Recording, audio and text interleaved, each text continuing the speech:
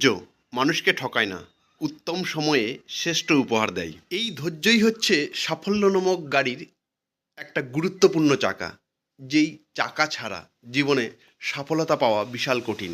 এই ধৈর্য একটা লোকের জীবন পরিবর্তন করে দিতে পারে। ধৈর্য লোকের স্বপ্নকে পূরণ করে, তেমনি সফলতা পাওয়া সম্ভবই নয় যাদের ধৈর্য নেই। তেমনি এক বীর যোদ্ধা সুশান্ত মণ্ডল ওরফে পাঁচু, ইনার আমরা গল্প শুনবো। হ্যাঁ, পাঁচু এটা ডাকনাম, এটা গ্রামীণ এক নাম। তেমনি এক বীর যোদ্ধার নাম। দক্ষিণ দিনাজপুর জেলার কুমারগঞ্জ ব্লকের পাঁশোয়া গ্রামে 4 ভাইয়ের পরিবারের সকলের ছোট ছেলে। ছোটবেলা থেকেই কৃষিকাজের সঙ্গে পথ চলা, কৃষি তার জীবন জীবিকা। কৃষিতে পথ চলতে চলতে কখন যেন নিজের সংসার সামলাতে সামলাতে নিজের স্বপ্ন দেখাটা উনি ভুলেই গিয়েছেন। সেই স্বপ্নকে আবার পুনরায় ফিরে পাওয়া বা স্বপ্নকে পূরণ হতে দেখা, নিজের চোখে সেই স্বপ্নকে বাস্তবে রূপ দেওয়া, পরিশ্রম করে এবং কৃষি থেকে উঠে আসা এবং কৃষকদের জন্য হয়ে কাজ করা, এ এক আলাদা জগৎ, আলাদা স্বপ্ন।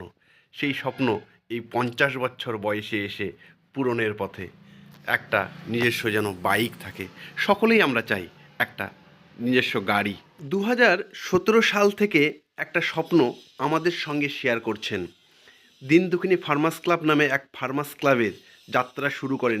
বর্তমানে কুমারগঞ্জ ব্লকের Ichamati Kumarganj agro producer company লিমিটেডের ডিরেক্টর পদে আছেন এবং বহুত দিনের একটা স্বপ্ন নিজস্ব বাইক।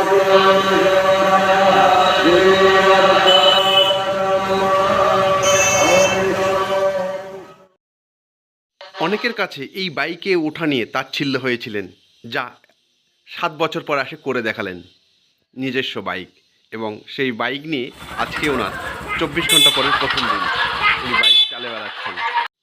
এটা ওনার কাছে সফলতা। এই সফলতা মূল মন্ত্রই ছিল ওনার ধৈর্য। তাই ম্যাডাম আসো, ধরো এটা চেকটা। ও হ্যাঁ, পরিচয় করে দিই, এই সেই দিন দুঃখিনী ফার্মার্স ক্লাবের জায়গা, দিন দুঃখিনী ফার্মার্স ক্লাবের অফিস ঘর। টিনেরটা দেখতে পাচ্ছি আমরা স্টোর রুম, এটা হচ্ছে অফিস রুম বা ম্যানেজমেন্ট রুম। আচ্ছা, এই হচ্ছে যে জায়গাগুলো দেখা যাচ্ছে, এগুলো হচ্ছে দিন দুঃখিনী ফার্মার্স ক্লাবের নিজস্ব কিনা জায়গা। 2017 সালে আজহির দিন দুঃখিনী বহুমুখী সমাজসেবা সমিতি ও আজহির মুংলিশপুর দিন দুঃখিনী ফার্মার্স ক্লাব গঠন করেন। এই সেই স্থান, যে স্থানে আজহির ফার্মার্স ক্লাবের নিজস্ব 2 বিঘা জমি নেওয়া হয়েছে বা কিনেছেন। এটা হচ্ছে তার অফিস ঘর। এই দাঁড়িয়ে এখান থেকে উনি আমাদের অফিসে কর্মরত ভলেন্টিয়ার বা ছেলে মেয়েদের কাজের মাসিক বেতন প্রদান করেছেন। যাক, এই স্বপ্ন ইনি পূরণ করেছেন, যা কৃষকদের নিয়ে কাজ চলা এবং কৃষকদের নিয়ে এই পথ চলা।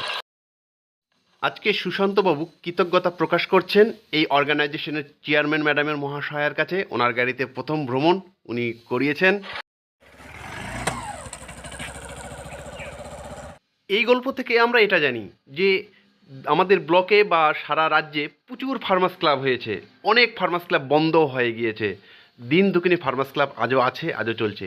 এই গল্পের সারমর্ম এটাই যে ধৈর্য ধরে লেগে থাকলে যে কোনো জায়গা থেকে সফলতা লাভ করা যায়। তো আমরা ধন্যবাদ দিব সুশান্তবাবুকে, ওনার পরিশ্রমকে, ওনার ধৈর্যকে।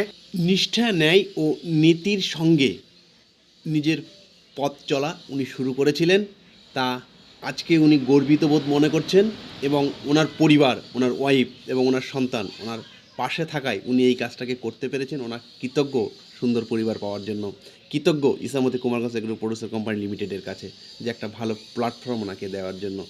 কি করেননি উনি, উনি চাল বিক্রি থেকে আরম্ভ করে সবজি পর্যন্ত বিক্রি করেছেন, ধান পর্যন্ত শুকিয়েছেন, নিজে প্যাকেটিং করেছেন, নিজে গ্রেডিং শর্টিং করেছেন এবং সক্রিয় ভূমিকা পালন করেছেন। তো আমরা চাইব ওনার জীবন ভালো থাক, সাফল্যমণ্ডিত হোক, সুখে থাক সারা জীবন। বাই।